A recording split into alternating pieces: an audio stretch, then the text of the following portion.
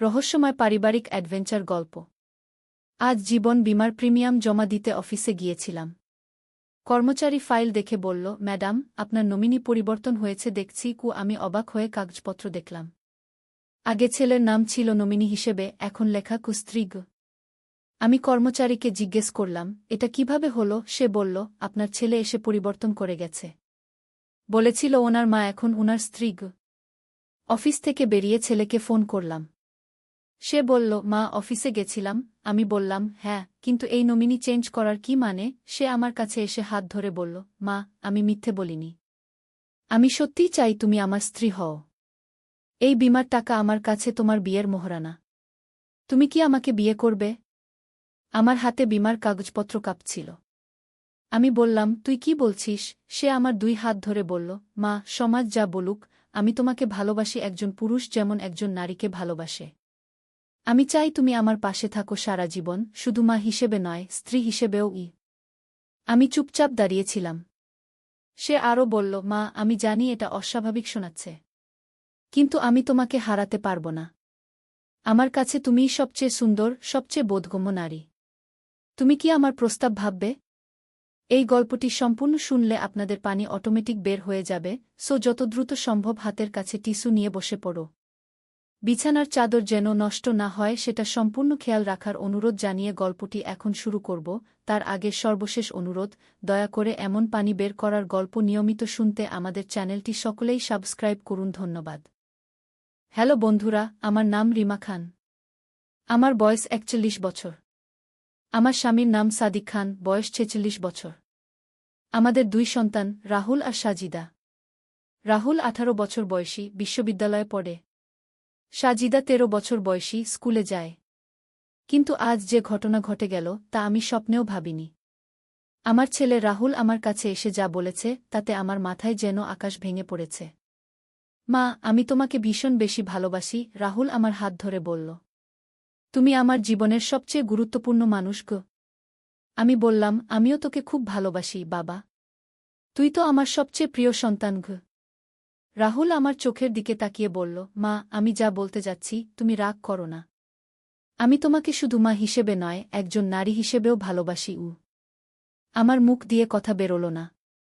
রাহুল আরও বলল, মা, আমি জানি এটা অস্বাভাবিক লাগবে, কিন্তু আমার মনে হয় তুমি আমার জন্যই তৈরি হয়েছ। তোমার মতো সুন্দর, বুদ্ধিমান আর যত্নশীল মেয়ে আমি আর কোথাও পাব না গে। আমি তার হাত ছাড়িয়ে নিয়ে বললাম, রাহুল, তুই কি বলছিস? আমি তোর মা। হ্যাঁ মা, তুমি আমার মা। কিন্তু তুমি আমার জীবনের একমাত্র ভালোবাসাও। আমি চাই তুমি আমার সাথে বিয়ে করো। আমি তোমাকে সব সুখ দেব। আমার পা যেন মাটিতে আটকে গেল। আমি বললাম, রাহুল, তুই পাগল হয়ে গেছিস? আমি তোর মা, তোর বাবার স্ত্রী।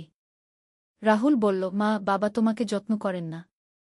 তিনি সারাদিন অফিসে থাকেন, তোমার কথা ভাবেন না। আর আমি তোমার সাথে সারাদিন থাকি, তোমার প্রতিটা সুখ দুঃখের সাথী গো। আমি বললাম, এটা একেবারেই ভুল।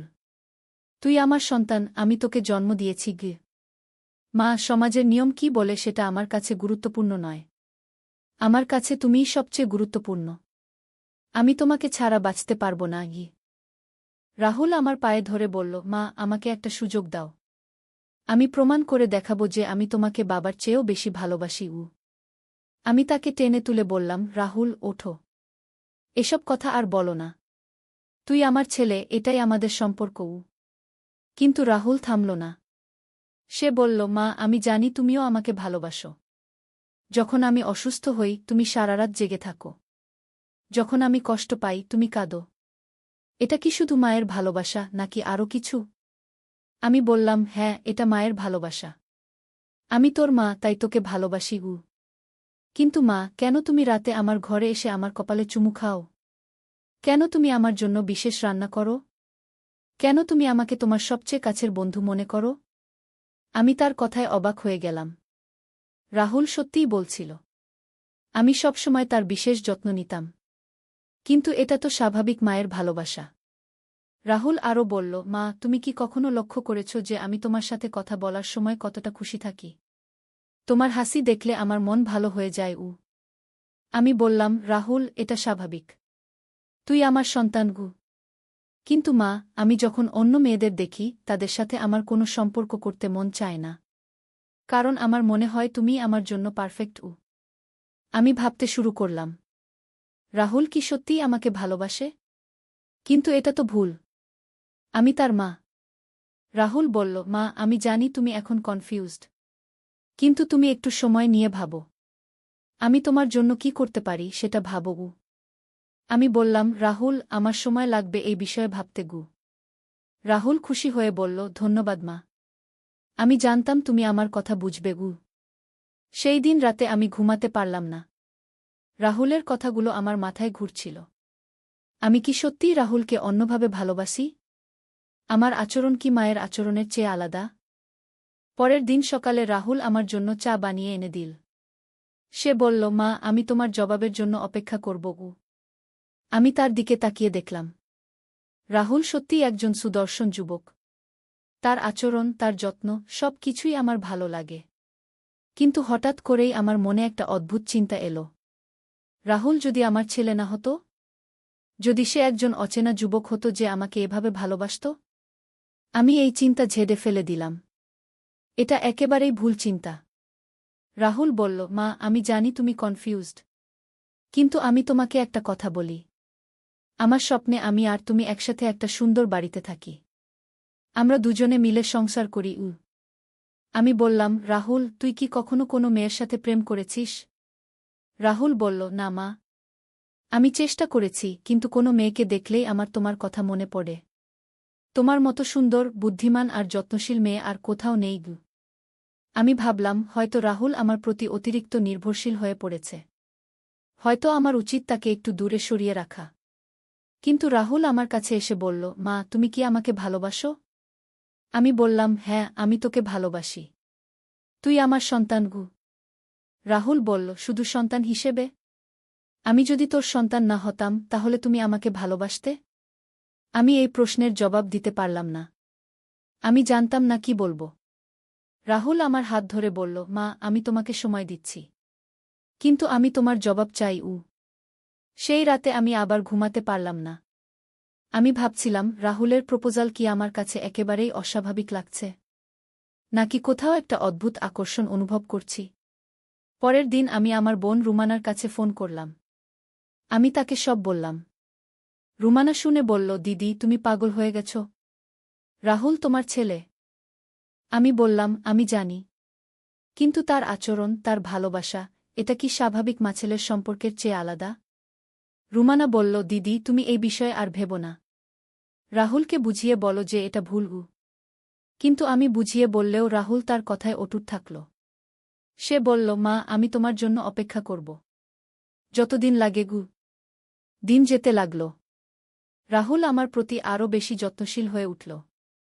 সে আমার জন্য ফুল কিনে আনত, আমার পছন্দের খাবার রান্না করত।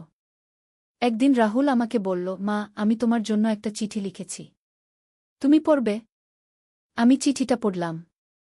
সেখানে লেখা ছিল, প্রিয় মা, আমি জানি আমার প্রপোজাল তোমার কাছে অস্বাভাবিক লেগেছে। কিন্তু আমার ভালোবাসা সত্যি। আমি তোমাকে একজন পুরুষ যেভাবে একজন নারীকে ভালোবাসে সেভাবে ভালোবাসি। আমি তোমার সুখের জন্য সব করতে পারি। তোমার কষ্ট দেখতে পারি না। আমি চাই তুমি আমার সাথে একটা নতুন জীবন শুরু করো। তোমার ছেলে, রাহুল। চিঠিটা পড়ে আমার চোখে পানি এসে গেল। রাহুলের ভালোবাসা সত্যিই গভীর। কিন্তু হঠাৎ আমার স্বামী সাদিক ঘরে ঢুকলেন। তিনি দেখলেন আমি কাঁদছি। সাদিক বললেন, কি হয়েছে? কেন কাঁদছ? আমি তাকে সব বললাম। সাদিক শুনে রেগে গেলেন। তিনি বললেন, রাহুল কোথায়? আমি তাকে একটা থাপ্পড় দেব। আমি তাকে থামালাম। বললাম, না, তুমি রাহুলকে মারবে না। সে একটা কনফিউজড বাচ্চা। সাদিক বললেন, কনফিউজড? সে তোমাকে বিয়ে করতে চায়। এটা কনফিউশন নয়, পাগলামি। সেই সময় রাহুল ঘরে এলো। সাদিক তাকে দেখেই চিৎকার করে বললেন, তুই কি করছিস? তোর মাকে বিয়ে করতে চাস? রাহুল শান্তভাবে বলল, হ্যাঁ বাবা। আমি মাকে ভালোবাসি।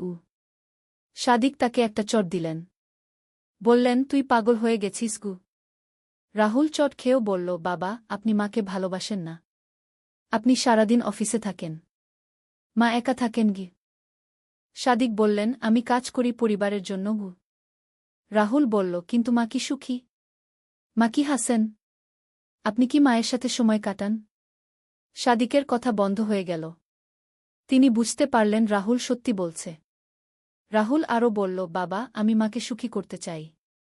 আমি মায়ের সাথে সময় কাটাতে চাই। আমি তাদের দুজনের কথা শুনছিলাম।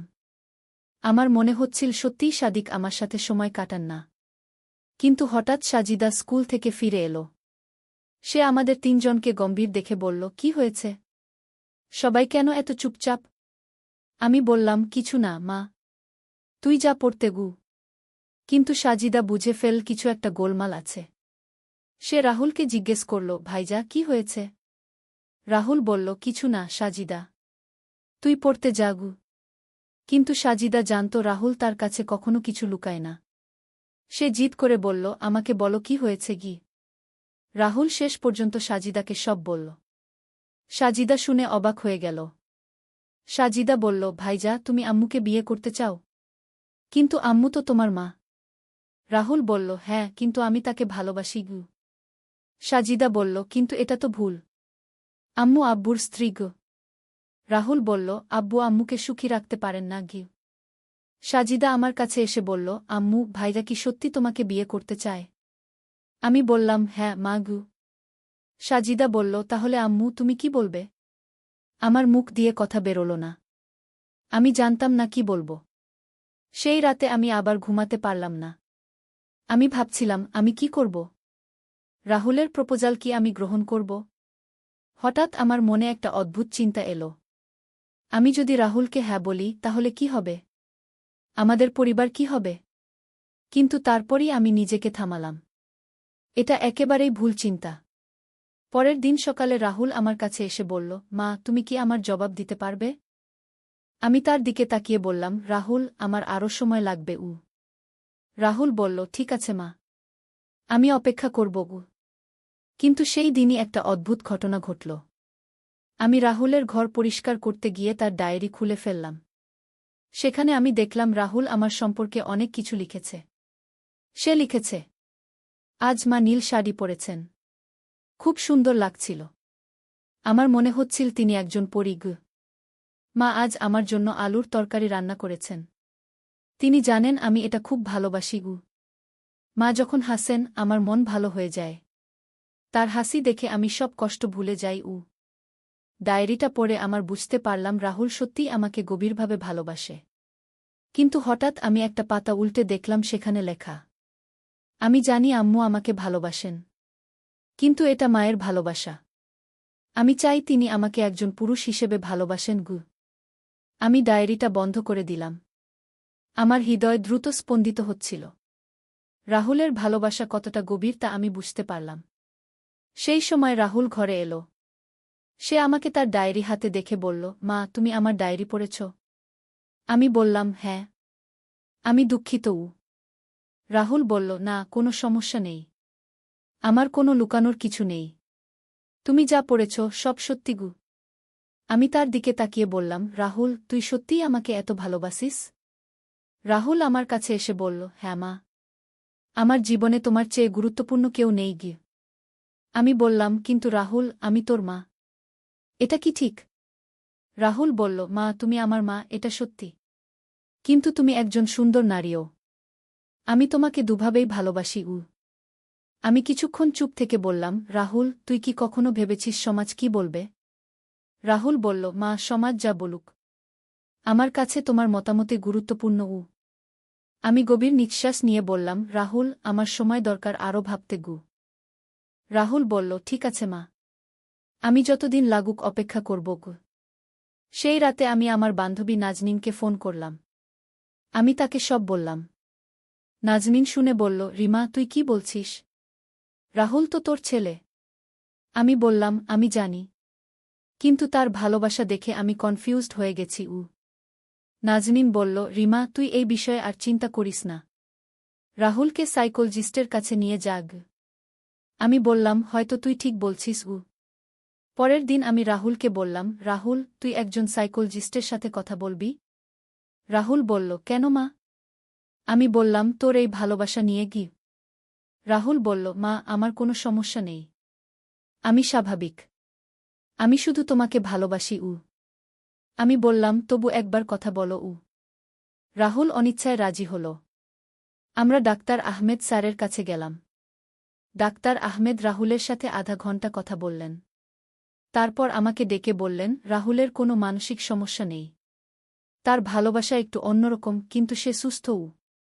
আমি বললাম, কিন্তু ডাক্তার সাহেব, সে তো তার মাকে ভালোবাসে। ডাক্তার আহমেদ বললেন, কখনো কখনো এমন হয়, বিশেষ করে যেসব ছেলে মায়ের খুব কাছাকাছি থাকে। কিন্তু এটা ভুল। আমি বললাম, তাহলে আমি কি করব? ডাক্তার আহমেদ বললেন, রাহুলকে দূরে কোথাও পাঠিয়ে দিন। অন্য পরিবেশে থাকলে সে ভুলে যাবে। বাড়ি ফিরে আমি রাহুলকে ডাক্তারের কথা বললাম। রাহুল বলল, মা, আমি কোথাও যাব না। আমি তোমার কাছে থাকব। আমি বললাম, রাহুল, তুই ঢাকায় গিয়ে পড়াশোনা করিস। রাহুল বলল, না মা, আমি তোমাকে ছেড়ে যেতে পারব না। আমি বুঝতে পারলাম রাহুলকে বোঝানো কঠিন হবে। সেই রাতে আমি আবার ভাবছিলাম, রাহুলের ভালোবাসা কি সত্যি ভুল? আমি কি তাকে ভুল সিগন্যাল দিয়েছি? হঠাৎ আমার মনে পড়ল, রাহুল ছোটবেলা থেকেই আমার খুব কাছে ছিল। সাদিক সারাদিন কাজে থাকতেন, তাই রাহুল আমার সাথেই বেশি সময় কাটাত। আমি কি অজান্তেই রাহুলকে আমার উপর নির্ভরশীল করে তুলেছি? পরের দিন সাদিক অফিস থেকে এসে আমাকে বললেন, রিমা, আমি রাহুলের ব্যাপারে চিন্তা করেছি। আমি তাকে আমেরিকায় পড়তে পাঠাবো। আমি বললাম, কিন্তু সে যেতে চাইবে? সাদিক বললেন, সে চাক বা না চাক, তাকে যেতে হবে। রাহুল এই কথা শুনে চিৎকার করে বলল, না, আমি মাকে ছেড়ে কোথাও যাব না। সাদিক বললেন, তোকে যেতেই হবে। রাহুল আমার কাছে এসে কাঁদতে কাঁদতে বলল, মা, আমাকে বাঁচাও। আমি তোমাকে ছাড়া বাঁচতে পারব না। আমার হৃদয় ভেঙে যাচ্ছিল। রাহুলের কান্না দেখে আমার নিজেরও কান্না পাচ্ছিল। আমি সাদিককে বললাম, রাহুলকে এখনই পাঠানোর দরকার নেই। সাদিক বললেন, তুমি তার সাথে পার্সিয়াল হয়ে যাচ্ছ। আমি বললাম, না, আমি শুধু তার ভালো চাই। রাহুল আমাকে ধন্যবাদ জানিয়ে বলল, মা, আমি জানতাম তুমি আমাকে ছেড়ে দিবে না। কিন্তু সেই রাতে সাদিক আমার সাথে খুব রাগ করলেন। তিনি বললেন, তুমি রাহুলকে নষ্ট করে দিয়েছ। আমি বললাম, আমি তার মা। আমি তার ভালো চাই। সাদিক বললেন, তোমার এই অতিরিক্ত যত্নের কারণেই রাহুল এমন হয়েছে। হয়তো সাদিক ঠিকই বলছিলেন। আমি রাহুলকে অতিরিক্ত যত্ন করেছি। পরের দিন রাহুল আমার কাছে এসে বলল, মা, আমি তোমার সিদ্ধান্তের জন্য আর অপেক্ষা করতে পারছি না। তুমি আমাকে জবাব দাও। আমি তার দিকে তাকিয়ে বললাম, রাহুল, আমার আরও সময় লাগবে। রাহুল বলল, মা, আমি জানি তুমি আমাকে ভালোবাসো। তুমি কেন এত ভাবছ? আমি বললাম, রাহুল, এটা খুব জটিল বিষয়। রাহুল আমার হাত ধরে বলল, মা, তুমি যদি আমাকে ভালোবাসো, তাহলে আমার প্রস্তাব মেনে নাও। আমি তার কথা শুনে আরও কনফিউজড হয়ে গেলাম। সেই রাতে আমি স্বপ্ন দেখলাম। স্বপ্নে দেখলাম রাহুল আর আমি একসাথে কোথাও ঘুরতে গেছি। আমরা দুজনে খুব খুশি। ঘুম থেকে উঠে আমার মনে হলো, এই স্বপ্নের অর্থ কী? পরের দিন সকালে রাহুল আমার জন্য নাস্তা বানিয়ে এনে দিল।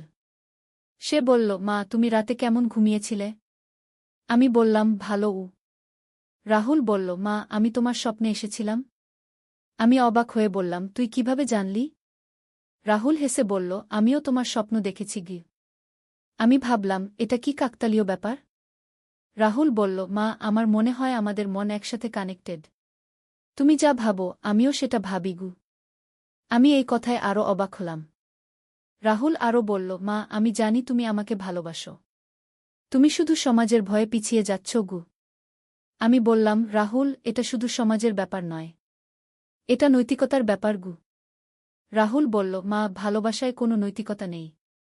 ভালোবাসা মানে ভালোবাসা। আমি তার কথা শুনে ভাবতে শুরু করলাম, রাহুল কি ঠিক বলছে? কিন্তু হঠাৎ সাজিদা এসে বলল, আম্মু, আমার একটা বান্ধবী জিজ্ঞেস করেছে, ভাইরা কি সত্যি তোমাকে বিয়ে করতে চায়? আমি বললাম, তুই কাউকে বলেছিস? সাজিদা বলল, না, আমি কাউকে বলিনি। কিন্তু আমার বান্ধবী শুনেছে। আমি বুঝতে পারলাম খবরটা ছড়িয়ে গেছে। পরের দিন আমাদের প্রতিবেশী খালা এসে আমাকে বলল, রিমা, আমি একটা কথা শুনেছি। রাহুল কি সত্যি তোমাকে আমি তাকে থামিয়ে দিয়ে বললাম, খালা, এসব গুজব কিছুই না গে। কিন্তু খালা বলল, গুজব হোক বা না হোক, তুমি সাবধান থেকো। আমি বুঝতে পারলাম মানুষ আমাদের নিয়ে কথা বলছে। সেই রাতে সাদিক আমাকে বললেন, রিমা, আমি আর পারছি না। রাহুলকে আগামী সপ্তাহেই আমেরিকা পাঠাবো গো। আমি বললাম, কিন্তু সে যেতে চাইবে? সাদিক বললেন, সে চাক বা না চাক, তাকে যেতে হবে গু। রাহুল এই কথা শুনে আমার কাছে এসে বলল, মা, তুমি কি আমাকে যেতে দিবে? আমি তার দিকে তাকিয়ে কিছুক্ষণ চুপ থাকলাম। তারপর বললাম, রাহুল, হয়তো তোর যাওয়াই উচিত কে। রাহুল কাঁদতে কাঁদতে বলল, মা, তুমিও আমাকে ছেড়ে দিলে। আমার নিজেরও কান্না পাচ্ছিল। কিন্তু আমি বললাম, রাহুল, এটাই তোর জন্য ভালো। রাহুল বলল, না মা, আমি তোমাকে ছাড়া বাঁচতে পারব না গি। আমি তাকে বুকে জড়িয়ে ধরে বললাম, তুই পারবি বাবা। কিন্তু হঠাৎ রাহুল আমার কাঁধে মুখ রেখে ফিসফিস করে বলল, মা, আমি যাওয়ার আগে তোমার কাছ থেকে একটা উপহার চাই। আমি বললাম, কি উপহার? রাহুল বলল, একটা চুমু। তোমার ঠোঁটে গি। আমি তাকে ধাক্কা দিয়ে সরিয়ে দিয়ে বললাম, রাহুল, তুই কি বলছিস? রাহুল বলল, মা, আমি তোমাকে আর কখনো দেখতে পাব না। শুধু একটা চুমু। আমি বললাম, না রাহুল, এটা ভুল। রাহুল কাঁদতে কাঁদতে বলল, ঠিক আছে মা, আমি বুঝে গেছি। তুমি আমাকে ভালোবাসো না গি। তার কান্না দেখে আমার মন খারাপ হয়ে গেল। আমি ভাবলাম, শুধু একটা চুমু দিলে কি এমন ক্ষতি? কিন্তু আমি নিজেকে সামলে নিলাম। বললাম, রাহুল, আমি তোকে ভালোবাসি। কিন্তু এভাবে নয় গু। রাহুল বলল, ঠিক আছে মা, আমি যাব। পরের দিন থেকে রাহুল আমেরিকা যাওয়ার প্রস্তুতি নিতে শুরু করল। কিন্তু সে আমার সাথে কথা বলা বন্ধ করে দিল। আমি তাকে ডাকলে সে জবাব দিত না। খাবার সময়ে সে আলাদা খেত। আমার মন খুব খারাপ হয়ে গেল। আমি ভাবলাম, আমি কি ভুল করেছি? যাওয়ার আগের রাতে আমি বললাম, তোর পড়াশোনা কেমন চলছে? রাহুল বলল, ভালো। কিন্তু আমি তোমাকে খুব মিস করছি গু। আমিও বললাম, আমিও তোকে মিস করছি গু। রাহুল বলল, মা, আমি এখনও তোমাকে ভালোবাসি। এটা কি কখনো বদলাবে? আমি বললাম, রাহুল, তুই নতুন পরিবেশে গিয়ে নতুন মানুষদের সাথে মিশবি। ধীরে ধীরে সব ঠিক হয়ে যাবে। রাহুল বলল, হয়তো মা। কিন্তু হঠাৎ রাহুল বলল, মা, আমি তোমাকে একটা কথা বলি। আমি এখানে একটা মেয়ের সাথে পরিচয় হয়েছি। আমি খুশি হয়ে বললাম, সত্যি? সে কেমন? রাহুল বলল, সে তোমার মতো সুন্দর, তোমার মতো যত্নশীল। আমি বললাম, তাহলে তোর সাথে তার বন্ধুত্ব হোক। রাহুল বলল, হ্যাঁ মা, আমি চেষ্টা করছি তোমাকে ভুলে গিয়ে তার সাথে সম্পর্ক করতে। আমার মনে একটা অদ্ভুত খারাপ লাগা হল। আমি কি চাইছিলাম না রাহুল অন্য কাউকে ভালোবাসুক? কিন্তু আমি বললাম, এটাই ঠিক রাহুল গো। ফোন কেটে দেওয়ার পর আমি ভাবতে শুরু করলাম, রাহুল যদি সত্যিই অন্য কাউকে ভালোবাসে তাহলে আমার কেমন লাগবে? আমি কি রাহুলকে আমার কাছে রাখতে চাইছিলাম? এই চিন্তা আমাকে আরও কনফিউজড করে দিল। মাস তিনেক পর রাহুল আবার ফোন করল। সে বলল, মা, আমার খুব খবর। আমি বললাম, কি খবর? রাহুল বলল, আমি প্রপোজ করেছি সেই মেয়েটাকে। সে হ্যাঁ বলেছে গু। আমার বুক ধক করে উঠল। কিন্তু আমি বললাম, অভিনন্দন রাহুল গো। রাহুল বলল, ধন্যবাদ মা। আমি এখন বুঝতে পারছি তোমার প্রতি আমার ভালোবাসা ভুল ছিল। আমি বললাম, হ্যাঁ বাবা, এখন তুই সঠিক পথে গি। কিন্তু ফোন কেটে দেওয়ার পর আমার চোখে পানি এসে গেল। কেন জানি আমার খারাপ লাগছিল। আমি কি রাহুলকে হারিয়ে ফেলেছি? সেই রাতে আমি বুঝতে পারলাম রাহুলের ভালোবাসা আমার কাছে কতটা গুরুত্বপূর্ণ ছিল। যদিও সেটা ভুল ছিল, তবুও আমি সেই ভালোবাসা উপভোগ করতাম। এখন রাহুল অন্য কাউকে ভালোবাসছে আর আমি একা হয়ে গেছি। কিন্তু আমি জানতাম এটাই ঠিক। রাহুলের নিজের জীবন আছে। আর আমার জীবনে কি আছে? সাদিক সারাদিন কাজে ব্যস্ত থাকেন। সাজিদা তার পড়াশোনা নিয়ে ব্যস্ত। আর আমি একা। হয়তো রাহুলই ঠিক বলেছিল। আমি সত্যিই একা, অবহেলিত।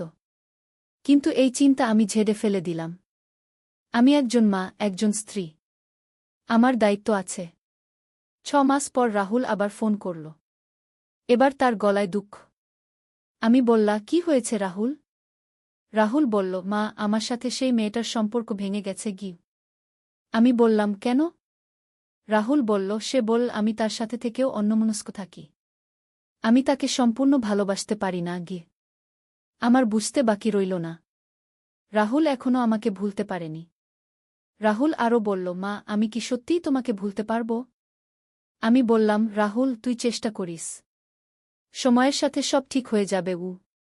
রাহুল বলল, মা, আমি বাড়ি ফিরতে চাই। আমি বললাম, না রাহুল, তুই সেখানে থেকে পড়াশোনা শেষ করিস। রাহুল বলল, কিন্তু আমি এখানে একা। আমার মন খারাপ হয়ে গেল। কিন্তু আমি বললাম, তুই পারবি বাবাগু। এভাবে আরও কয়েক মাস কেটে গেল। রাহুল মাঝে মাঝে ফোন করত, কিন্তু আগের মতো কথা বলত না। একদিন হঠাৎ সাজিদা আমাকে বলল, আম্মু, ভাইয়া কি আর বাড়ি ফিরবে না? আমি বললাম, কেন এমন বলছিস? সাজিদা বলল, আমার তার জন্য মন খারাপ লাগে গু। আমিও বললাম, আমারও। সাজিদা বলল, তাহলে তাকে বাড়ি ডেকে আনো না কেন? আমি বললাম, সেটা সম্ভব নয় গু। সাজিদা বলল, কেন সম্ভব নয়? আমি তাকে কিছু বলতে পারলাম না। 1 বছর পর রাহুল বাড়ি এলো। কিন্তু সে আগের রাহুল ছিল না। সে অনেক চুপচাপ হয়ে গিয়েছিল। সে আমার সাথে স্বাভাবিকভাবে কথা বলত, কিন্তু আগের মতো কাছে আসত না। একদিন আমি তাকে জিজ্ঞেস করলাম, রাহুল, তুই কেমন আছিস? রাহুল বলল, ভালো মা গু। আমি বললাম, তুই আগের মতো কথা বলিস না কেন? রাহুল বলল, মা, আমি এখন বুঝি যে আমার আগের আচরণ ভুল ছিল। আমি এখন স্বাভাবিক হতে চাই। আমি বললাম, এটাই ঠিক গু। কিন্তু কেন জানি আমার মনে হচ্ছিল রাহুল আমাকে এড়িয়ে চলছে। কয়েকদিন পর রাহুল আমাকে বলল, মা, আমি একটা চাকরি নিয়েছি। আমি ঢাকায় থাকব। আমি বললাম, ঢাকায়? কেন? রাহুল বলল, আমার মনে হয় আমার নিজের জীবন দরকার। আমি বুঝতে পারলাম রাহুল আমার থেকে দূরে থাকতে চায়। আমি বললাম, ঠিক আছে গিউ। রাহুল ঢাকায় চলে গেল। মাঝে মাঝে ফোন করত, কিন্তু তেমন কথা বলত না। আমি একা হয়ে গেলাম। সাদিক অফিসে, সাজিদা স্কুলে, আর রাহুল ঢাকায়। একদিন আমার মনে হল, রাহুল যখন আমাকে ভালোবাসত, তখন অন্তত আমি কারো কাছে গুরুত্বপূর্ণ ছিলাম। এখন আমি কার কাছে গুরুত্বপূর্ণ? এই চিন্তা আমাকে দুঃখ দিয়েছিল। কিন্তু হঠাৎ একদিন একটা অদ্ভুত ঘটনা ঘটল। আমি বাজার থেকে ফিরছিলাম। পথে দেখলাম একটা দুর্ঘটনা হয়েছে। একটা ছেলে রাস্তায় পড়ে আছে। আমি তার কাছে গেলাম। ছেলেটা আমার দিকে তাকিয়ে বলল, আপা, আমাকে হাসপাতালে নিয়ে যান। আমি তাকে হাসপাতালে নিয়ে গেলাম। ডাক্তার বলল তার পা ভেঙেছে। ছেলেটার নাম তানভীর। তার বয়স 20 বছর। তার কোনো আত্মীয় নেই। আমি তার পাশে থাকলাম। সে আমাকে বলল, আপা, আপনি কি আমার মা হবেন? আমি অবাক হয়ে বললাম, কেন? তানভীর বলল, আমার কোনো মা নেই। আপনাকে দেখে আমার মায়ের কথা মনে পড়ে গেছে গি। আমার মন ভরে গেল। আমি বললাম, ঠিক আছে। আমি তোর মা গু। তানভীর খুশি হয়ে বলল, সত্যি? আমি বললাম, হ্যাঁ গু। তানভীরকে আমি বাড়িতে নিয়ে এলাম। সাদিক প্রথমে আপত্তি করলেন, কিন্তু পরে রাজি হলেন। তানভীর আমার সাথে থাকতে শুরু করল। সে আমাকে মা ডাকত, আমার যত্ন নিত। কিন্তু কয়েকদিন পর আমি লক্ষ্য করলাম তানভীর আমার দিকে একটু অন্যভাবে তাকায়। একদিন তানভীর আমাকে বলল, মা, আমি আপনাকে খুব ভালোবাসি। আমি বললাম, আমিও তোকে ভালোবাসি। তানভীর বলল, না মা, আমি আপনাকে একজন নারী হিসেবে ভালোবাসি। আমার মাথায় বাজ পড়ল। আবার সেই একই অবস্থা। আমি বললাম, তানভীর, তুই কি বলছিস? তানভীর বলল, মা, আমি জানি এটা ভুল শোনাচ্ছে। কিন্তু আপনার যত্ন, আপনার ভালোবাসা পেয়ে আমি আপনার প্রেমে পড়ে গেছি। আমি বললাম, তানভীর, আমি তোর মায়ের বয়সী। তানভীর বলল, তাতে কি? আপনি সুন্দর, যত্নশীল। আমি আপনার মতো কাউকে আগে দেখিনি গিয়ে। আমি বুঝতে পারলাম আমার সাথে আবার সেই একই সমস্যা হচ্ছে। আমি তানভীরকে বললাম, তানভীর, তুই বাড়ি চলে যা। তানভীর বলল, কেন মা? আমি কি কিছু ভুল বলেছি? আমি বললাম, হ্যাঁ, তুই ভুল বলেছিস গু। তানভীর চলে গেল। কিন্তু আমার মনে প্রশ্ন জাগল, আমার মধ্যে এমন কি আছে যে ছেলেরা আমার প্রতি এভাবে আকর্ষণ অনুভব করে? আমি কি অজান্তেই তাদের ভুল সংকেত দিই? আমি এই নিয়ে অনেক ভাবলাম। হয়তো আমি অতিরিক্ত যত্ন করি, যেটা তারা ভুল বুঝে। কিন্তু আমি তো শুধু মায়ের মতো যত্ন করি। এর কয়েক মাস পর রাহুল বাড়িতে এলো। সে আগের চেয়ে অনেক পরিণত লাগছিল। সে আমাকে বলল, মা, আমি একটা মেয়েকে বিয়ে করতে চাই। আমি খুশি হয়ে বললাম, সত্যি? সে কেমন মেয়ে? রাহুল বলল, খুব ভালো মেয়ে। তোমার পছন্দ হবে গু। আমি বললাম, তাহলে তাকে নিয়ে আসো। রাহুল তার বান্ধবী প্রিয়াকে নিয়ে এলো। প্রিয়া সত্যিই খুব সুন্দর এবং ভালো মেয়ে। রাহুল আর প্রিয়ার বিয়ে হয়ে গেল। তারা আলাদা বাড়িতে থাকতে শুরু করল। আমি আবার একা হয়ে গেলাম। কিন্তু এবার আমি মানসিকভাবে প্রস্তুত ছিলাম। আমি বুঝতে পেরেছিলাম যে সন্তানদের নিজস্ব জীবন আছে। একদিন প্রিয়া আমার কাছে এসে বলল, মা, রাহুল আপনার কথা খুব বলে গি। আমি বললাম, কি বলে? প্রিয়া বলে আপনি তার জীবনের সবচেয়ে গুরুত্বপূর্ণ মানুষ। আপনার মতো মা পাওয়া ভাগ্যের ব্যাপার। আমার মন ভরে গেল। আমি বুঝতে পারলাম রাহুল এখন সঠিক পথে। প্রিয়া আরও বলল, মা, রাহুল বলেছে সে আগে আপনাকে নিয়ে একটু কনফিউজ ছিল। কিন্তু এখন সে বোঝে যে আপনি তার মা, এবং এই সম্পর্কই সবচেয়ে পবিত্র। আমি খুশি হয়ে বললাম, রাহুল ঠিকই বলেছে গু। কয়েক বছর পর রাহুল আর প্রিয়ার একটি সন্তান হল। একটি সুন্দর মেয়ে। রাহুল তার মেয়ের নাম রাখল রিমা, আমার নামে। সে আমাকে বলল, মা, আমি চাই আমার মেয়ে তোমার মতো হোক। তোমার মতো সুন্দর, যত্নশীল আর ভালো মানুষ গো। আমার চোখে পানি এসে গেল।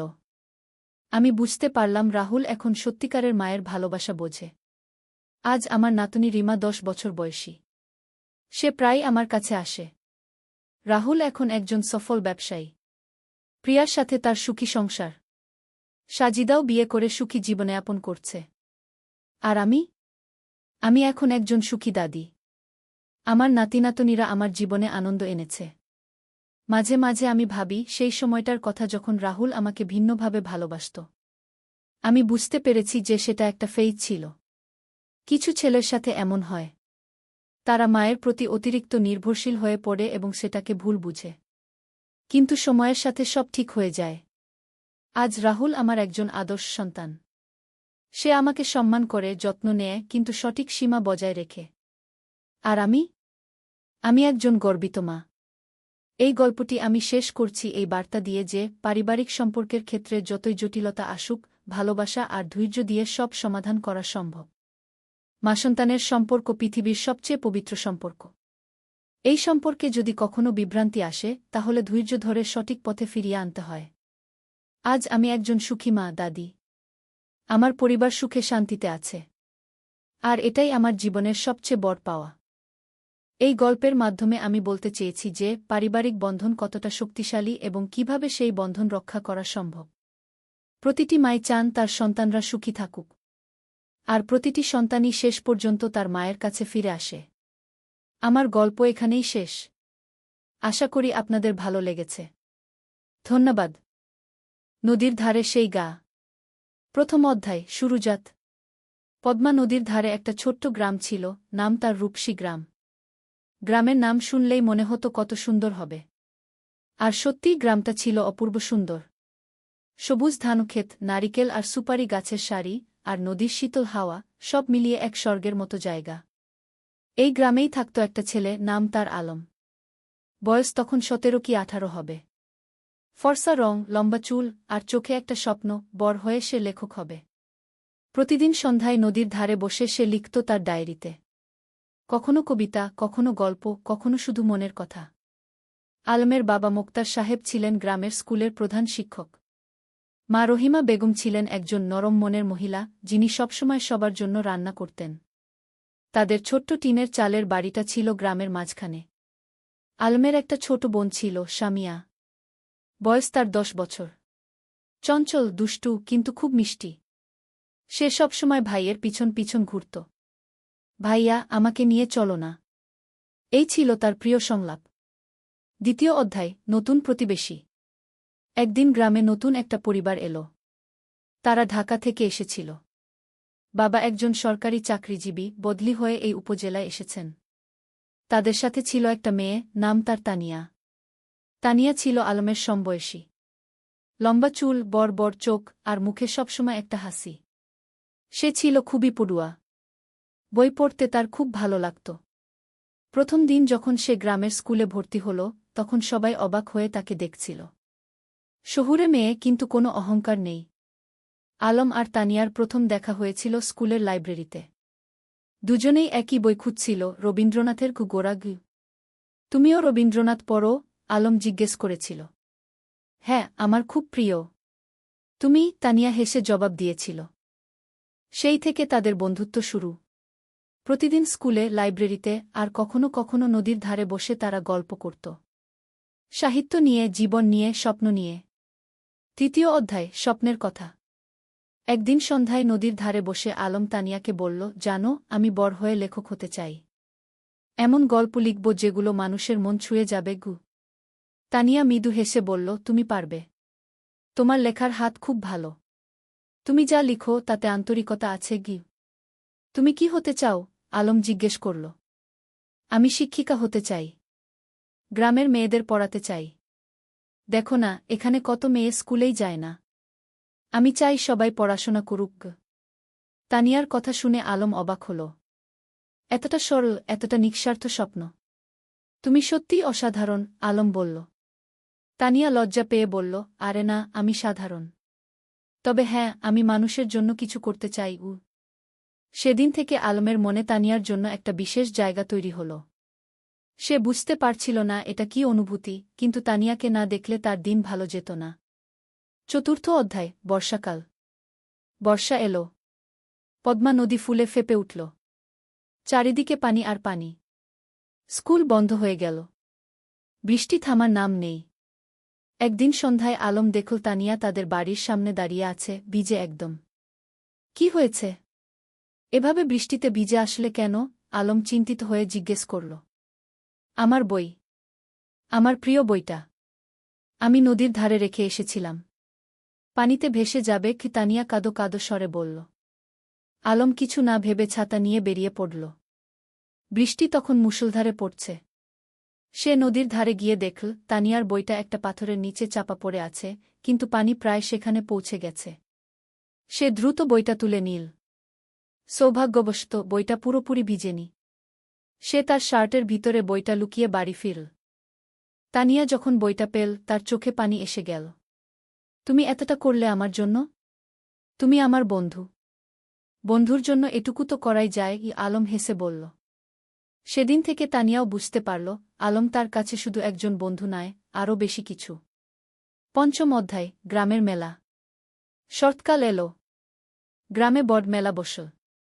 নৌকা বাইচ, পুতুল নাচ, জারি গান, কত কিছু। সারা গ্রামে উৎসবের আমেজ। আলম আর তানিয়া একসাথে মেলা ঘুরছিল।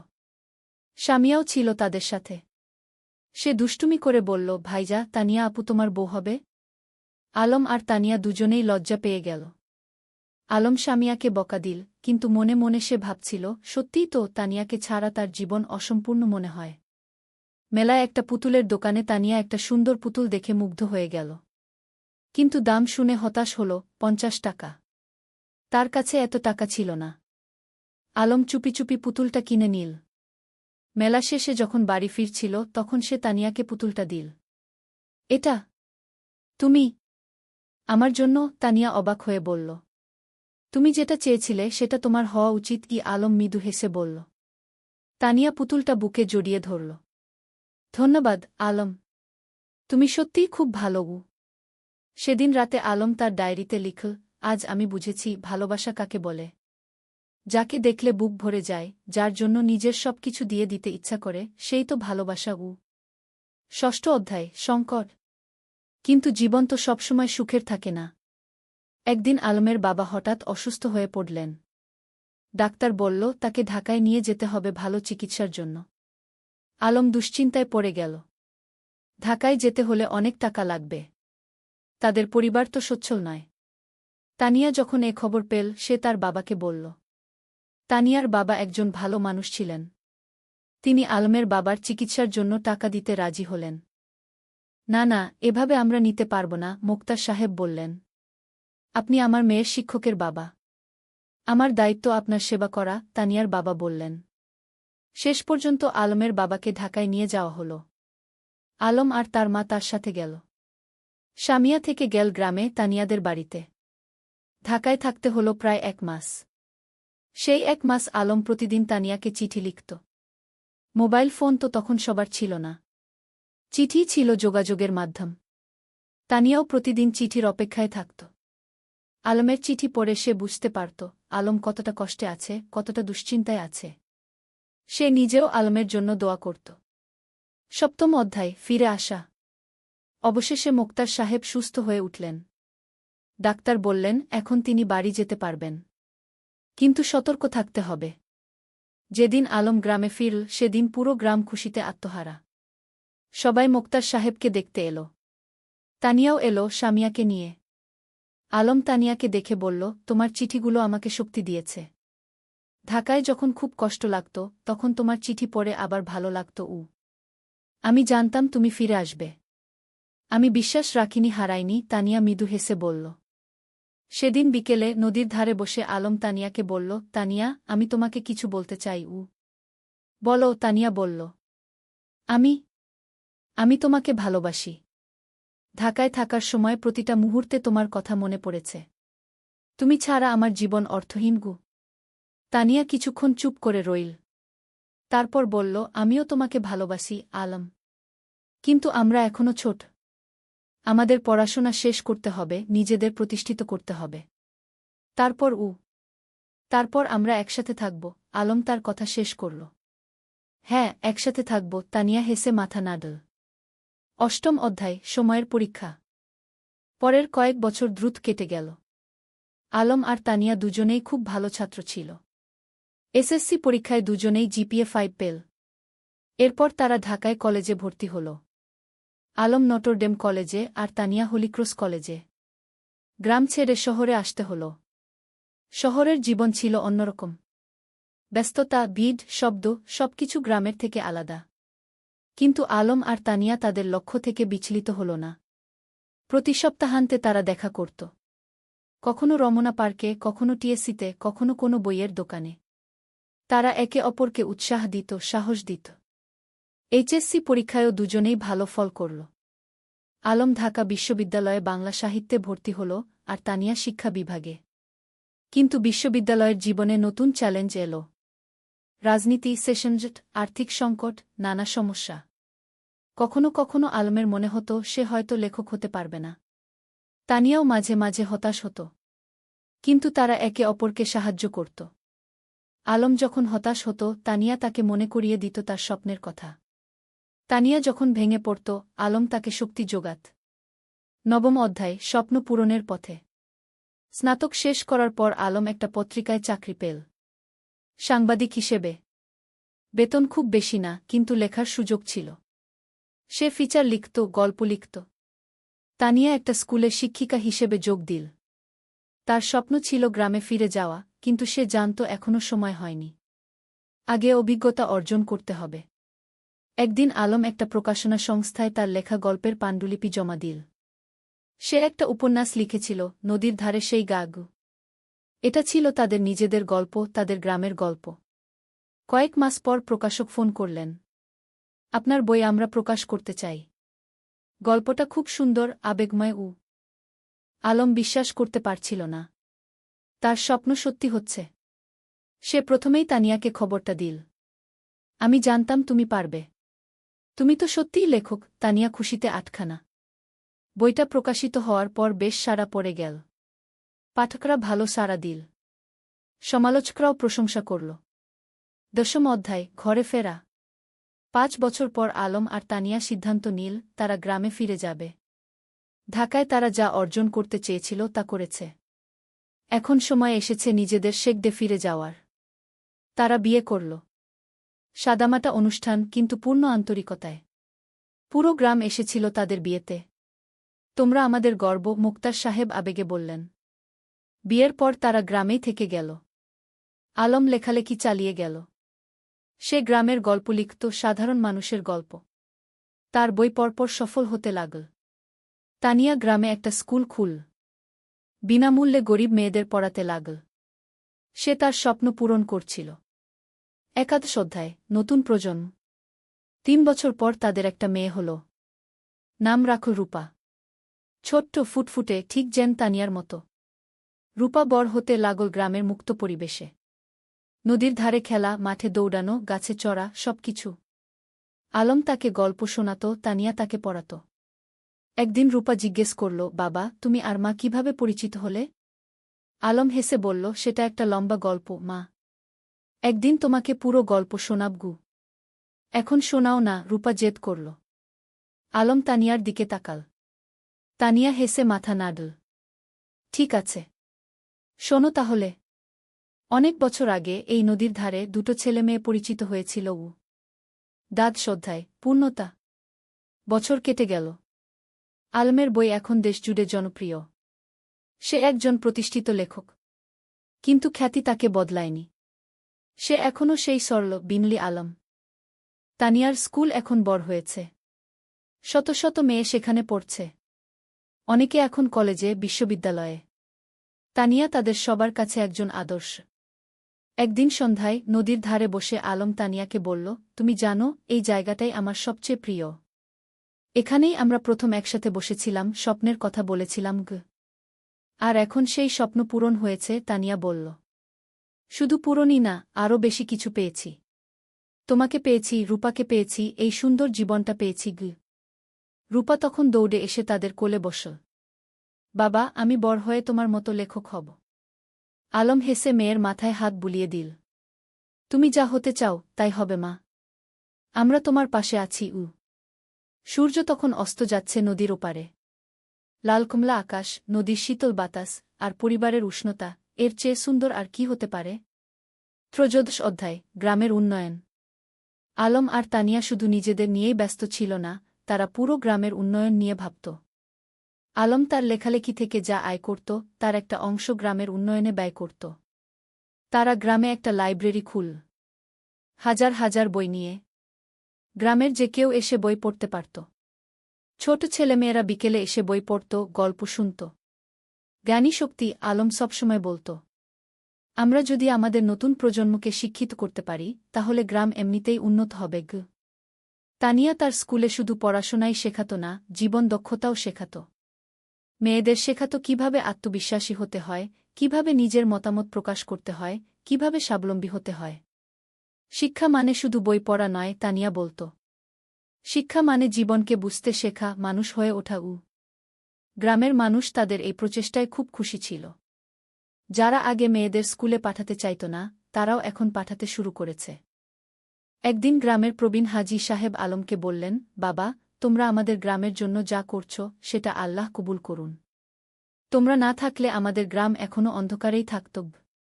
আলম বিনয়ের সাথে বলল, চাচা, আমরা তো এই গ্রামেরই সন্তান। আমাদের দায়িত্ব এই গ্রামের সেবা করা গ। চতুর্দশ অধ্যায়, বাধা আর সংগ্রাম। কিন্তু জীবন তো সবসময় মসৃণ পথে চলে না। একদিন গ্রামে একটা বড় সমস্যা দেখা দিল। পদ্মা নদীর ভাঙন শুরু হল। প্রতিদিন নদী গ্রামের জমি গিলে খাচ্ছে। অনেক পরিবার তাদের বাড়িঘর হারাচ্ছে। ফসলের জমি নদীতে তলিয়ে যাচ্ছে। মানুষ আতঙ্কিত। আলম আর তানিয়া বসে থাকল না। তারা একটা সভা ডাকল। পুরো গ্রামের মানুষ এলো। আমরা যদি একসাথে কাজ করি, তাহলে আমরা নদীর ভাঙন রোধ করতে পারব, আলম বলল। আমাদের সরকারের কাছে দরখাস্ত দিতে হবে, আমাদের নিজেদেরও কিছু পদক্ষেপ নিতে হবে গু। তারা একটা কমিটি গঠন করল। জেলা প্রশাসকের কাছে দরখাস্ত দিল। সংবাদপত্রে লিখল। আলম তার লেখনির মাধ্যমে এই সমস্যা তুলে ধরল সারা দেশে। কয়েক মাসের সংগ্রামের পর সরকার নড়েচড়ে বসল। নদীর তীরে বাঁধ নির্মাণের কাজ শুরু হল। ধীরে ধীরে ভাঙন থামল। গ্রামের মানুষ স্বস্তির নিঃশ্বাস ফেল। তোমরা আমাদের গ্রামকে বাঁচিয়েছ, একজন বৃদ্ধ আলমকে আশীর্বাদ করলেন। আমরা সবাই মিলে বাঁচিয়েছি, আলম বলল। এটা সবার প্রচেষ্টার ফল। পঞ্চদশ অধ্যায়, রূপার স্বপ্ন। রূপা এখন 10 বছরের। খুব মেধাবী মেয়ে। স্কুলে সব সময় প্রথম হয়। কিন্তু শুধু পড়াশোনায় নয়, সে খেলাধুলায়, গানেও ভালো। একদিন রূপা তার বাবা-মাকে বলল, আমি ডাক্তার হতে চাই। গ্রামের মানুষদের সেবা করব। আলম আর তানিয়া খুশি হল। তাদের মেয়ে অন্যের সেবা করতে চায়, এর চেয়ে বড় গর্বের আর কি হতে পারে? তুমি যা হতে চাও, আমরা তোমাকে সাহায্য করব, তানিয়া বলল। কিন্তু রূপার একটা শর্ত ছিল। আমি ঢাকায় না, গ্রামেই থাকব।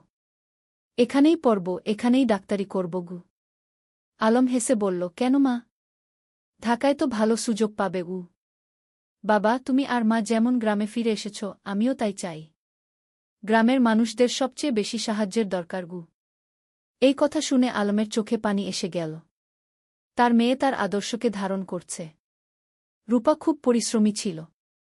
প্রতিদিন ভোরে উঠে পড়াশোনা করত। মায়ের স্কুলে ছোটদের পড়াতে সাহায্য করত। বাবার লেখার কাজেও হাত লাগাত। রূপা, তুমি এত কাজ করো, ক্লান্ত হয়ে যাও না? তানিয়া একদিন জিজ্ঞেস করল।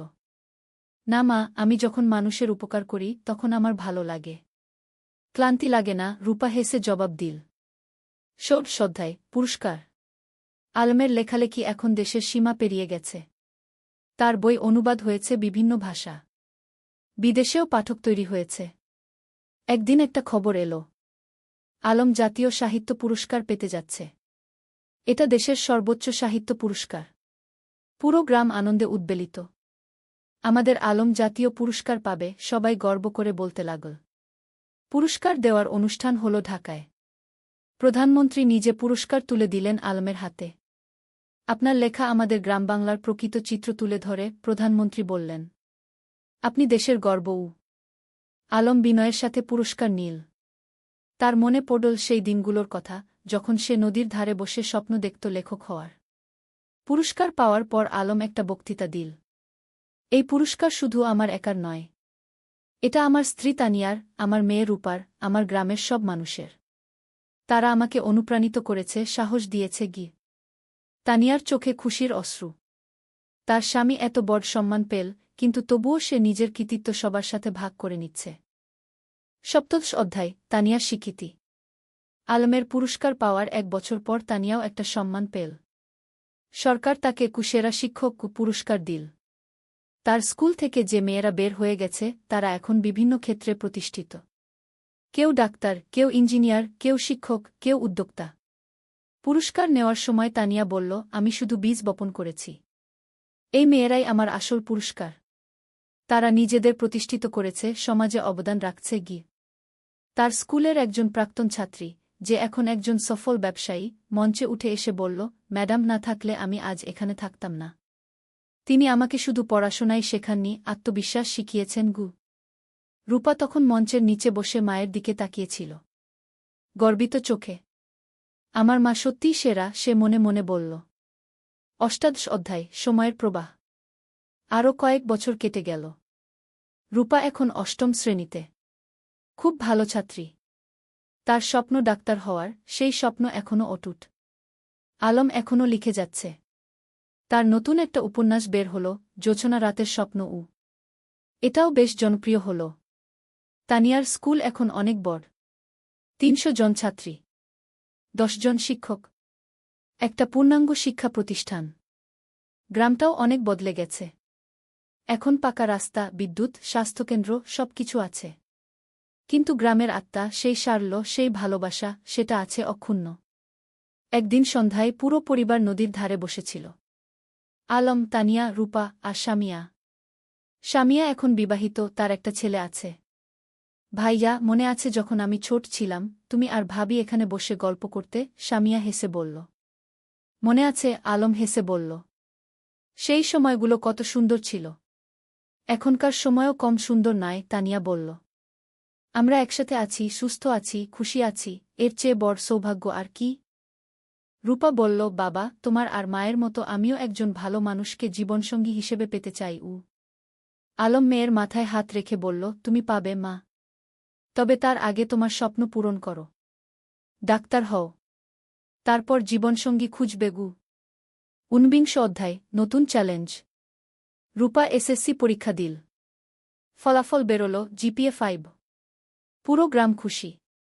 আলম আর তানিয়া গর্বিত। কিন্তু এখন একটা বড় সিদ্ধান্ত নিতে হবে। রূপা ডাক্তার হতে চায়, আর তার জন্য তাকে মেডিকেল কলেজে ভর্তি হতে হবে। কিন্তু গ্রামে তো মেডিকেল কলেজ নেই। বাবা, আমি ঢাকা মেডিকেলে ভর্তি হতে চাই, রূপা বলল। আলম একটু চিন্তিত হল। কিন্তু তুমি তো বলেছিলে গ্রামে থাকবে। হ্যাঁ বাবা, আমি গ্রামে ফিরে আসব। কিন্তু ভালো ডাক্তার হতে হলে ভালো প্রতিষ্ঠান থেকে পড়তে হবে। আমি 5 বছর ঢাকায় থাকব, তারপর ফিরে আসব এবং গ্রামে একটা হাসপাতাল খুলব। তানিয়া বলল, মেয়েটা ঠিকই বলছে। আমরাও তো ঢাকায় গিয়ে পড়াশোনা করেছিলাম। তারপর ফিরে এসেছি গু। রূপা ঢাকা মেডিকেল কলেজে ভর্তি হল। প্রথম দিকে গ্রাম ছেড়ে যেতে খুব কষ্ট হচ্ছিল, কিন্তু সে জানত এটা তার লক্ষ্যের জন্য প্রয়োজন। আলম আর তানিয়া প্রতি মাসে ঢাকায় যেত মেয়েকে দেখতে। রূপা ফোনে প্রতিদিন কথা বলত। 20 অধ্যায়, পরিবারের বন্ধন। 5 বছর খুব দ্রুত কেটে গেল। রূপা ডাক্তার হয়ে গেল। এমবিবিএস পাস করে ভালো ফলসহ। এখন তার সামনে অনেক সুযোগ। ঢাকার বড় বড় হাসপাতাল তাকে চাকরির অফার দিচ্ছে। কিন্তু রূপার লক্ষ্য অন্য। বাবা, আমি গ্রামে ফিরে আসছি, রূপা ফোনে বলল। তুমি নিশ্চিত? ঢাকায় তো অনেক ভালো সুযোগ, আলম বলল। বাবা, আমার স্বপ্ন তো ঢাকায় বড় ডাক্তার হওয়া নয়। আমার স্বপ্ন গ্রামের মানুষের সেবা করা। রূপা গ্রামে ফিরে এলো। গ্রামের মানুষ তাকে মাথায় করে নিয়ে এলো। আমাদের নিজের ডাক্তার। সে একটা ছোট ক্লিনিক খুল। বিনামূল্যে গরিব মানুষদের চিকিৎসা দিতে লাগল। যাদের সামর্থ্য আছে তারা দিত। যাদের নেই তাদের কাছ থেকে কিছু নিত না। তুমি কিভাবে চালাবে এভাবে? আলম একদিন জিজ্ঞেস করল। বাবা, তুমি তো লেখক হয়েছ মানুষের সেবা করার জন্য, মা শিক্ষিকা হয়েছে সেবার জন্য। আমিও তাই। টাকা পয়সা পরে দেখা যাবে। আলম মেয়েকে জড়িয়ে ধরল। তুমি আমাদের গর্ব। 21 অধ্যায়, নতুন সঙ্গী। রূপা যখন ক্লিনিকে ব্যস্ত তখন একদিন একজন তরুণ ডাক্তার এলো। তার নাম ফাহিম। সে ঢাকা থেকে এসেছে গ্রামাঞ্চলে স্বেচ্ছাসেবা করতে। ফাহিম আর রূপা একসাথে কাজ করতে লাগল। দুজনেই একই স্বপ্ন দেখে, গ্রামের মানুষের সেবা করা। ধীরে ধীরে তাদের মধ্যে বন্ধুত্ব হল। তারপর সেই বন্ধুত্ব ভালোবাসায় রূপান্তরিত হল। একদিন ফাহিম আলমের কাছে এলো। চাচা, আমি রূপাকে বিয়ে করতে চাই। আলম হেসে বলল, তুমি কি রূপাকে জিজ্ঞেস করেছ? হ্যাঁ, সে রাজি। ফাহিম লজ্জা পেয়ে বলল। তানিয়া খুশিতে আটখানা। আমার মেয়ে একজন ভালো মানুষ পেয়েছে। রূপা আর ফাহিমের বিয়ে হল। সাদামাটা কিন্তু আন্তরিক অনুষ্ঠান। পুরো গ্রাম এসেছিল। বিয়ের পর তারা দুজন মিলে ক্লিনিক চালাতে লাগল। তারা স্বপ্ন দেখে গ্রামে একটা বড় হাসপাতাল করার। 20 অধ্যায়, 3 প্রজন্ম। 2 বছর পর রূপার একটা ছেলে হল। নাম রাখল আয়ান। আলম আর তানিয়া দাদা-দাদি হল। দেখো আমাদের নাতি, আলম আবেগে বলল। তানিয়া শিশুটিকে কোলে নিয়ে বলল, এই শিশু আমাদের ভবিষ্যৎ। এর জন্যই তো আমরা এত কাজ করছি। এখন বাড়িতে 3 প্রজন্ম। আলমতানিয়া, রূপা, ফাহিম আর ছোট্ট আয়ান। প্রতিদিন সন্ধ্যায় তারা একসাথে বসে। আলম গল্প বলে, তানিয়া গান শোনায়, রূপা দিনের কাজের গল্প বলে। একদিন আয়ান যখন একটু বড় হল সে জিজ্ঞেস করল, দাদু তুমি কি করো? আলম হেসে বলল, আমি গল্প লিখি, নাতুগু। আমাকে একটা গল্প বলো না? ঠিক আছে, শোনো তাহলে। অনেক বছর আগে এই নদীর ধারে কে। আর এভাবেই চলতে থাকে জীবনের গল্প প্রজন্ম থেকে প্রজন্মে। 23 অধ্যায়, উত্তরাধিকার। আলম এখন 60 পেরিয়ে গেছে। চুলদাড়ি পেকে গেছে। কিন্তু লেখার হাত এখনও অক্ষুণ্ণ। সে এখনও প্রতিদিন লেখে। তানিয়াও এখন অবসর নিয়েছে স্কুল থেকে। কিন্তু মাঝে মাঝে যায় ছাত্রীদের সাথে দেখা করতে। একদিন আয়ান, যে এখন 5 বছরের, দাদুকে জিজ্ঞেস করল, দাদু তুমি কত বই লিখেছ? প্রায় 20টা, আলম বলল। আমিও বড় হয়ে লেখক হব, আয়ান বলল। রূপা হেসে বলল, তুমি যা হতে চাও তাই হবে। আলম নাতিকে কোলে নিয়ে বলল, লেখক হওয়া মানে শুধু বই লেখা নয় বাবা। লেখক হওয়া মানে মানুষের কথা বলা, সত্য বলা, ভালোবাসা ছড়িয়ে দেওয়া। আমি সব করব, আয়ান উৎসাহিত হয়ে বলল। তানিয়া নাতিকে আদর করে বলল, তুমি করবে, আমরা জানি। 24 অধ্যায়, গ্রামের হাসপাতাল। রূপা আর ফাহিমের স্বপ্ন ছিল গ্রামে একটা বড় হাসপাতাল খোলার। তারা কয়েক বছর ধরে টাকা জমিয়ে রাখছিল। আলমও তার রয়্যালটির একটা অংশ দিয়েছিল। অবশেষে সেই দিন এলো। তারা একটা 3তলা হাসপাতাল তৈরি করল। নাম দিল রূপসী হাসপাতাল। উদ্বোধনের দিন পুরো জেলা থেকে মানুষ এলো। স্বাস্থ্যমন্ত্রী নিজে এসে উদ্বোধন করলেন। এই হাসপাতাল শুধু একটা স্বাস্থ্যসেবা কেন্দ্র নয়, মন্ত্রী বললেন। এটা একটা স্বপ্নের বাস্তবায়ন। রূপা আর ফাহিম যা করেছেন সেটা অনুকরণীয় গু। হাসপাতালে 10টা বেড, অপারেশন থিয়েটার, ল্যাবরেটরি, সব কিছু আছে। আর সবচেয়ে বড় কথা, গরিবদের জন্য বিনামূল্যে চিকিৎসার ব্যবস্থা। আলম গর্বে বুক ফুলিয়ে বলল, আমার মেয়ে যা করেছে আমি কলম দিয়ে তা করতে পারিনি গু। তুমি কলম দিয়ে মানুষের মন ছুঁয়েছ, আমি হাত দিয়ে মানুষের শরীর সারাচ্ছি। দুটোই সমান গুরুত্বপূর্ণ, রূপা বলল। 25 অধ্যায়, প্রত্যাবর্তন। একদিন গ্রামে একটা আশ্চর্য ঘটনা ঘটল। যে ছেলেটা 30 বছর আগে গ্রাম ছেড়ে আমেরিকায় গিয়েছিল সে ফিরে এলো। তার নাম জামিল। সে আমেরিকায় একজন সফল ব্যবসায়ী। কিন্তু বয়স হয়েছে, এখন শেখদে ফিরতে চায়। জামিল আলমের সাথে দেখা করতে এলো। আমি তোমার বই পড়েছি আমেরিকায় বসে। সেই বই পড়ে আমার গ্রামের কথা মনে পড়ে গেল। তাই ফিরে এলাম ঘ। স্বাগতম, আলম হাসি মুখে বলল। জামিল বলল, আমি এই গ্রামের জন্য কিছু করতে চাই। তুমি কি পরামর্শ দাও? আলম ভাবল একটু। তারপর বলল, গ্রামে একটা কারিগরি প্রশিক্ষণ কেন্দ্র খোলো। যুবকদের হাতে কলমে কাজ শেখাও। তাহলে তারা চাকরি পাবে, স্বাবলম্বী হবে গু। জামিল খুশি হল। চমৎকার আইডিয়া। কয়েক মাসের মধ্যে একটা কারিগরি প্রশিক্ষণ কেন্দ্র খোলা হল। সেখানে ছেলেমেয়েরা কম্পিউটার, ইলেকট্রনিক্স, সেলাই, রান্না, নানা বিষয়ে প্রশিক্ষণ পেতে লাগল। এভাবে একে একে গ্রামে নতুন নতুন সুবিধা যুক্ত হতে লাগল। কেউ ফিরে এসে স্কুলে দান করল, কেউ রাস্তা বানিয়ে দিল, কেউ মসজিদ মন্দির সংস্কার করল। আলম দেখছিল আর ভাবছিল, একজন মানুষ যদি ভালো কাজ শুরু করে তাহলে সেটা অন্যদেরও অনুপ্রাণিত করে কি। 26 অধ্যায়, পরবর্তী প্রজন্ম। আয়ান এখন 10 বছরের। খুব মেধাবী ছেলে।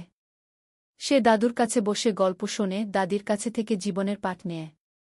একদিন স্কুলে একটা রচনা প্রতিযোগিতা হল। বিষয় ছিল আমার স্বপ্নের বাংলাদেশ গ। আয়ান লিখল, আমার স্বপ্নের বাংলাদেশে সবাই শিক্ষিত হবে। কেউ অসুস্থ হলে চিকিৎসা পাবে। কেউ গরিব থাকবে না। সবাই একসাথে মিলেমিশে থাকবে। আমার দাদু বলেন, স্বপ্ন দেখতে হয় বড়, তারপর সেই স্বপ্ন পূরণের জন্য কাজ করতে হয় গে। আয়ান প্রথম হল। পুরস্কার পেল। আলম নাতির রচনা পড়ে চোখ ভিজিয়ে ফেল। আমাদের শিক্ষা বৃথা যায়নি। নতুন প্রজন্ম ঠিক পথে আছে গু। 27 অধ্যায়, জীবনের সন্ধ্যা। আলম এখন 65 পেরিয়ে গেছে। শরীর একটু দুর্বল হয়ে এসেছে। কিন্তু মন এখনও তরুণ। একদিন ডাক্তার বলল, তার হার্টে সমস্যা আছে। বিশ্রাম নিতে হবে। রূপা খুব চিন্তিত। বাবা, তুমি এখন আর এত কাজ করবে না। বিশ্রাম নাও। কিন্তু আলম কি থেমে থাকার মানুষ? সে এখনও লেখে, মানুষের সাথে দেখা করে, গ্রামের উন্নয়নের কাজে যুক্ত থাকে। তানিয়া বলল, তুমি একটু শান্ত হও। আমরা এত কাজ করেছি, এখন পরের প্রজন্মকে দায়িত্ব দাও। তুমি ঠিক বলছ, আলম মেনে নিল। কিন্তু আমার একটা শেষ ইচ্ছা আছে গি। কি? তানিয়া জিজ্ঞেস করল। আমি আমাদের জীবনের গল্পটা লিখতে চাই। একটা আত্মজীবনী। যাতে পরের প্রজন্ম জানতে পারে আমরা কিভাবে স্বপ্ন দেখেছিলাম, কিভাবে সেই স্বপ্ন পূরণ করেছিলাম গু। তুমি লেখো, তানিয়া হেসে বলল। আমি তোমাকে সাহায্য করব। 28 অধ্যায়, শেষ বই। পরের 6 মাস আলম লিখল তার জীবনের গল্প। নদীর ধারে সেই গা, একটি জীবন কথা কি নাম দিল। বইটাই ছিল তাদের প্রথম দেখা, প্রথম প্রেম, সংগ্রাম, সফলতা, ব্যর্থতা, সবকিছু। বই প্রকাশিত হওয়ার পর দেশজুড়ে সাড়া পড়ে গেল। মানুষ পড়ল আর অনুপ্রাণিত হল। একজন পাঠক চিঠি লিখল, আপনার বই পড়ে আমি বুঝেছি স্বপ্ন দেখা আর তা পূরণ করা সম্ভব। আমিও এখন আমার গ্রামে ফিরে যাব, কিছু করব। আলম এই চিঠি পড়ে খুশি হল। দেখো তানিয়া, আমাদের জীবন বৃথা যায়নি। আমরা মানুষকে অনুপ্রাণিত করতে পেরেছি। 29 অধ্যায়, বিদায়। এক শীতের সকালে আলম ঘুম থেকে উঠল না। তার হার্ট অ্যাটাক হয়েছে। রূপা যতই চেষ্টা করল, কিছু করতে পারল না। আলম চলে গেল। পুরো গ্রাম শোকে মুহ্যমান। আমাদের আলম চলে গেল, সবাই কাঁদল। তানিয়া কান্নায় ভেঙে পড়ল। তুমি আমাকে একা ফেলে চলে গেলে। রূপা মাকে সান্ত্বনা দিল। মা, বাবা চলে যায়নি। তার লেখায় সে বেঁচে আছে। তার কাজে সে বেঁচে আছে। আমাদের মধ্যে সে বেঁচে আছে গি। আলমের জানাজায় হাজার হাজার মানুষ এলো। তাকে সমাহিত করা হলো গ্রামের কবরস্থানে, নদীর পাশে, যেখানে সে জীবনের অনেকটা সময় কাটিয়েছে। ৩০ অধ্যায়, উত্তরাধিকার, শেষ অধ্যায়। আলমের মৃত্যুর পর তানিয়া ভেঙে পড়েনি। সে আরও শক্ত হয়েছে। আলম চলে গেছে, কিন্তু তার স্বপ্ন চলে যায়নি। আমাকে সেই স্বপ্ন বাঁচিয়ে রাখতে হবে গু। সে গ্রামের লাইব্রেরিটাকে কি আলম স্মৃতি লাইব্রেরিকে নাম দিল। সেখানে আলমের সব বই রাখা হল। রূপা হাসপাতালে আরও বেশি মনোযোগী হল। বাবা চাইতেন আমি মানুষের সেবা করি। আমি তাই করব। ফাহিম তার পাশে থেকে সাহায্য করল। আয়ান, যে এখন ১৫ বছরের, দাদুর মতো লিখতে শুরু করল। সে গল্প লেখে, কবিতা লেখে। একদিন আয়ান তানিয়াকে তার লেখা একটা গল্প দেখাল। গল্পের নাম দাদুর স্বপ্ন। তানিয়া পড়ল। চোখে পানি এলো। তোমার দাদু বেঁচে আছে তোমার মধ্যে গি। বছরের পর বছর কেটে গেল। গ্রামটা আরও উন্নত হল। কিন্তু আলমকে কেউ ভুলল না। প্রতি বছর তার জন্মদিনে গ্রামে একটা সাহিত্য উৎসব হয়। তরুণ লেখকরা আসে, তাদের লেখা পড়ে। তানিয়া এখন ৮০ পেরিয়ে গেছে। কিন্তু এখনও প্রতিদিন স্কুলে যায়। ছাত্রীদের দেখে আসে। একদিন এক তরুণী তানিয়াকে জিজ্ঞেস করল, ম্যাডাম, আপনার আর আলম স্যারের গল্পটা কি সত্যি? তানিয়া হেসে বলল, হ্যাঁ, প্রতিটা শব্দ সত্যি। আমরা স্বপ্ন দেখেছিলাম, আর সেই স্বপ্ন পূরণ করেছিলাম গ। আমিও কি পারব? তরুণী জিজ্ঞেস করল। অবশ্যই পারবে, তানিয়া দৃঢ়তার সাথে বলল। শুধু স্বপ্ন দেখো, তারপর সেই স্বপ্ন পূরণের জন্য কাজ করো। আর কখনো হাল ছেড়ো না গি। সেদিন সন্ধ্যায় নদীর ধারে বসে তানিয়া আকাশের দিকে তাকাল। আলম, তুমি কি দেখছ? আমরা যা শুরু করেছিলাম তা এখনো চলছে। তোমার স্বপ্ন বেঁচে আছে গি। নদীর জল কুলকুল করে বয়ে যাচ্ছে। বাতাসে যেন আলমের কণ্ঠস্বর ভেসে এলো, আমি জানতাম তুমি পারবে। আমরা একসাথে এই স্বপ্ন দেখেছিলাম, তুমি তা বাঁচিয়ে রেখেছ। ধন্যবাদ, তানিয়া গু। তানিয়া হাসল। চোখে পানি, কিন্তু মুখে হাসি। ধন্যবাদ তোমাকে, আলম। তুমি আমার জীবনকে অর্থবহ করেছিলে গি। সমাপ্তি। এই ছিল আলম আর তানিয়ার গল্প। দুটো সাধারণ মানুষ, যারা অসাধারণ স্বপ্ন দেখেছিল। আর সেই স্বপ্ন শুধু নিজেদের জন্যই ছিল না, ছিল সবার জন্য। আজও রূপসী গ্রামে যদি যাও, দেখবে আলম স্মৃতি লাইব্রেরি, তানিয়া বালিকা বিদ্যালয়, রূপসী হাসপাতাল, সবকিছু দাঁড়িয়ে আছে। এগুলো শুধু ভবন নয়, এগুলো স্বপ্নের বাস্তবায়ন। আর নদীর ধারে, যেখানে একদিন দুটো তরুণী বসে স্বপ্ন দেখেছিল, সেখানে এখন একটা ফলক লাগানো আছে। তাতে লেখা, যেখানে স্বপ্ন শুরু হয়েছিল। আলম ও তানিয়া, দুই স্বপ্নদ্রষ্টা, দুই সেবক, যারা প্রমাণ করেছেন, স্বপ্ন দেখলে এবং কাজ করলে সবকিছুই সম্ভব। শিক্ষা, জীবনে স্বপ্ন দেখো বড়, তারপর সেই স্বপ্ন পূরণের জন্য নিরলসভাবে কাজ করো। নিজের জন্য নয়, সবার জন্য কিছু করার চেষ্টা করো। তাহলেই জীবন সার্থক হবে।